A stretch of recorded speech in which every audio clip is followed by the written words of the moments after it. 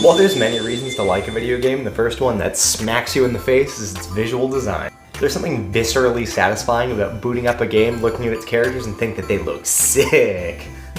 Whoa. Oh, we have a visitor. What are you doing?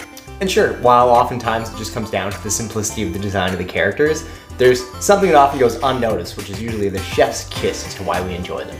And this hidden pièce de résistance is whether or not their equipment matches their character traits and personality. And the opposite also holds true. There's something genuinely upsetting about characters whose equipment doesn't really match their personalities. And sure, sometimes this is done for comedic effect. I'm looking at you, tiny anime girls with extremely large hammers or axes.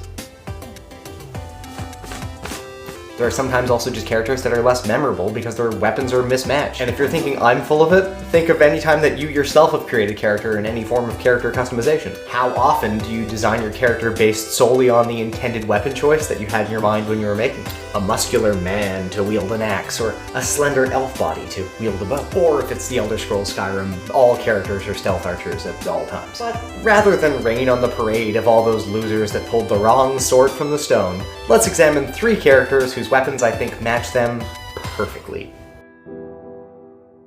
And speaking of drawing swords from stones, it's no surprise that the video game Sword in a Stone, the Master Sword, ranks immediately at the top of this list.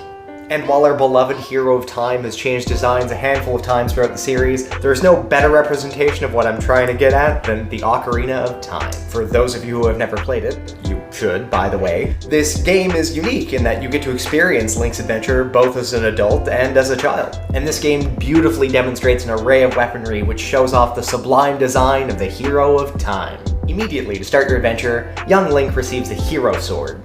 And as the Hero Sword was a hero sword for the Kokiri, it really is more of a hero shank. But there is still an air of grandiosity to the sword. It feels really important when you receive it. Yet at the same time, the short reach of the blade leaves something to be desired, a sign of growth to come. And it's not until Link draws the Master Sword that this growth is complete.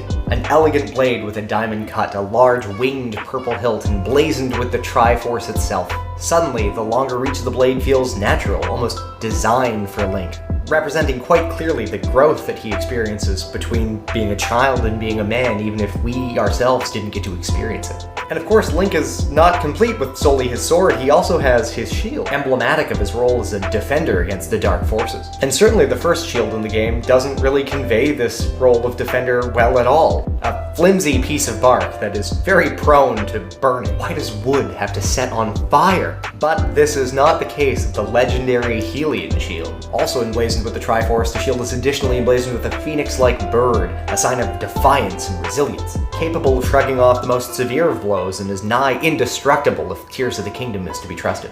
And this visual design, a long sword and shield, is where Link is most comfortable as a defender of the peace. Ocarina of Time additionally shows us that Link even seems uncomfortable when wielding an offensive weapon, a two-handed sword. While the Megaton hammer isn't really a weapon in the game, the Bigoron sword is, and it is very awkward to use. Link seems out of place and at odds, and while one could argue it's because of the weight, certainly Link has lifted much heavier things throughout the game. Even to take a step outside of this analysis and actually examine Tears of the Kingdom, I find using two-handed weapons in that game also seems quite awkward for Link. Despite them being some of the most powerful weapons in the game, he never really swings them himself and more uses his own body weight to counterbalance the large momentum of the weapon. And I think this pretty clearly demonstrates that the weapons are both awkward to Link as a character and awkward to us as the player. They don't really feel right. An interesting point to make here as well is that Fierce Deity Link from Majora's Mask seamlessly wields a two-handed sword. And this is because Fierce Deity Link is Link when he is being possessed essentially with the god of destruction and rage. It's quite accustomed to attacking with its large behemoth of a sword, not accustomed to the role of defender at all, but really berserker. And speaking of petite blonde heroes wielding big old two-handers, this list would obviously be incomplete without mentioning Cloud Strife. Cloud Strife's Buster Sword is definitely one of the most iconic weapons in all of Final Fantasy history. There is something so iconic about the Buster Sword, large and imposing, almost as big as Cloud himself. But despite its clear heft and weight, Cloud is able to wield it with seeming ease, spinning it effortlessly during the victory screen. And the symbology behind the sword is amazing.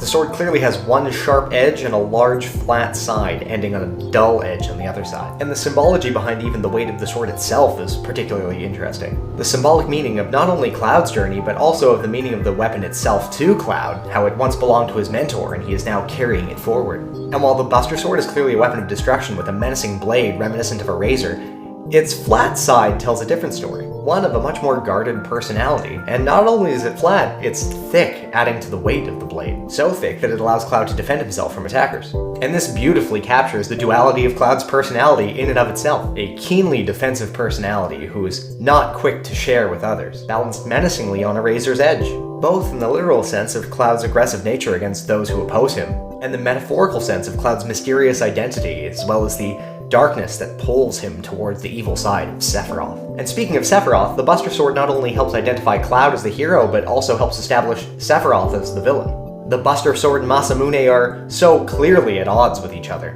While one is thick and hefty, emblematic of the hero's journey, the other is sleek and menacing, as precise as it is deadly, with a surprisingly long reach, speaking to Sephiroth's growth and power throughout the game. Now, speaking of long reach, let's talk about arms. Now, Min Min from ARMS has these long noodle arms. Nah, I'm kidding. And now for your mid-roll fun fact. Did you know that duck-billed platypi had poisonous barbs on their elbows that they can use to ward off attackers? And last but not least, let's talk about the man of many weapons, Kratos, the god of war. And so as to remain relevant, let's talk about the reboot series of God of War and the weapons found therein. And first and foremost, anytime anybody thinks of Kratos from God of War, the first thing they think, of course, is the Blades of Chaos. Two small fiery blades that Kratos swings around with wild abandon that were originally burnt into his own flesh. Forged in the depths of the underworld, these blades were gifted to Kratos to help him achieve his goals. But Kratos quickly discovered that the blades were not the gift that he thought they were, and instead began to see them as a sign of his servitude towards the Olympians. And the fact that Kratos uses these blades as a mid-range weapon is symbolically amazing. It demonstrates clearly the distance that he wishes to keep between himself and the weapon, and the fiery element of the blades is so well attuned to the rage and hatred that's built into Kratos, the god of war's character, both towards the Olympians as well as towards himself for having murdered his own family. But throughout the series, keeping these blades away from him have been impossible. Both literally at one point as they were burnt into his flesh, and in the later series out of necessity as he realizes he has to harness this rage to help save his son. But the Leviathan Axe is also a beautiful addition to this, as the first weapon we receive in this new story arc of Kratos in which he is no longer tied to the Olympians from the previous games. And God of War 2018 actually knocks this design out of the park with the Leviathan Axe, a literal antithesis to the Blades of Chaos. Gifted to him by his wife, the Guardian, the Leviathan Axe is an ice elemental axe that Kratos wishes to keep with him at all times. It is exclusively used as a melee weapon, and in fact, when he does actually throw it, he immediately calls it back to his hand. And unlike the rapid, relentless, rage-filled swings of the Blades of Chaos, each strike with the Leviathan Axe is intentional and deliberate. Even the element is pertinent. As opposed to the fiery Blades of Chaos, the freezing Leviathan Axe is so clearly demonstrative of Kratos' more reserved personality from the beginning of God of War 2018 that it's impressive how well they captured this through the elements. And even the recent addition of the Draupnir Spear speaks towards the future of Kratos within the game series as well as his adaptability. The Draupnir Spear, having been forged from the Ring of Draupnir that Kratos now wears on his finger, can now infinitely spawn spears as Kratos needs them throughout the game. This allows Kratos to be both adaptable and flexible in all situations, using it both as an up-close melee weapon as well as for ranged combat, whenever each is needed. And this is symbolically meaningful. As Kratos' personality develops throughout God of War Ragnarok, it is clear that he must become both adaptable and flexible to address all the many varying situations that come at him throughout the game. And a mild spoiler warning, feel free to click to this time tag to skip it please, which also speaks to the flexibility and adaptability that's required for Kratos to fulfill the role of God of War of the Norse pantheon as Freya wishes. And once again, the elemental nature of the Draupnir Spear of Wind also speaks to this fluid and adaptable nature. So the next time that you're playing a game, watching a movie, and you find yourself really drawn to a specific character, take a moment to think about what they're holding in their hands. and how that might be more impactful than just a simple stick to whack things. And you might be surprised the amount of times that what they're holding in their hands is what you like most about them. Hey everyone, thank you so much for watching. As always, if you guys are here, can you just please leave a like, leave a comment, maybe share it with a friend. The algorithm seems to be struggling a little bit to find out who my target audience is, so helping it along would be greatly appreciated.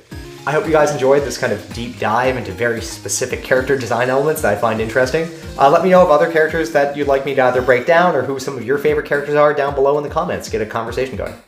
And otherwise, let's look forward to probably another review video next week. And until then, I hope everyone that's watching this has a blessed day and that the world has been good to you.